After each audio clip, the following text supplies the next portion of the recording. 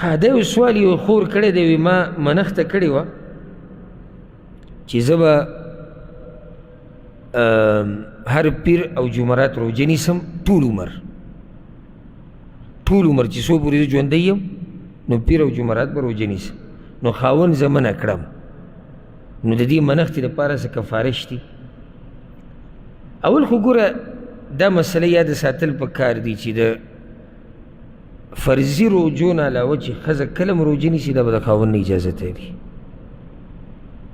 او حدیث کې راځي چې لا تصوم المرأه وبعلها شاهد الا باذنه صحیح بخاري صحیح مسلم کې یو ښځه به روژې نه نیسي چې کله یې خاوند موجودي یو خاوند په سفر دی بیا اجازت ته ضرورت نشتی خو چې خاوند یې موجودي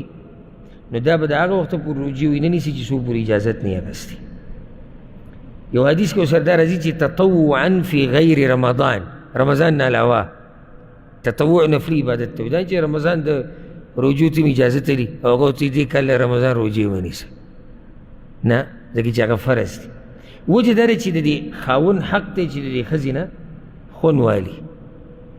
او چې کله دا روژې ونیسي نو د خاوند هغه حق دا نشي پوره کولی ناول خو دې خور ته موږ دا وایو چې په کار دا و چې تا څه کړی وی اول د اجازت اخیستی اجازت یې وانه اخیستو او دا کار یې وکړو نو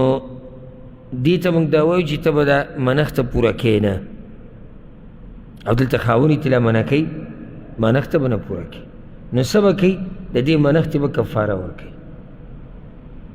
کفاره هغه څه د حدیث کې دا راځي په صحیح مسلم کې دی پیغمبر صلی الله علیه وسلم وایي کفارة الیمین کفارة النذر کفارة الیمین د منښتې کفاره د قسم کفاره ده دا به یو قسم قسم دی قسم کفاره څه ده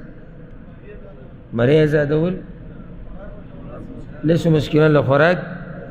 لسو مسکینان له جوړې جامې که د دې طاقت یې نه وي 3 ورځې روژې دلته یو دا به فایده ذکر کړو نصیحت چې داسې منښتې کول نه دي په کار چې د سړي د هغې وس نه وي لکه د یو سړی ډېر توده کړي مثال کې ټول عمر به زه په هفته کې 2 روژې نیسم ګرانه ده او د انسان څه پته دی کېدای شي ته بیمار شي کېدای شي ته په سفر یې کېدای شي ډېرې خبرې دي یا بعض وایي چې زه به روزانه د الله دپاره 10 رکاته لمونځ کړو نو بیا به یې ونه کړې سر ته به یې ونه رسې نو ځکه کله چې سړی خبره کوي نو په کار ده چې څه ورته وکړي سوچ ورته وکړي چې زه چې دا خبره کومه دا بیا زه سر ته رسولی شم او که نه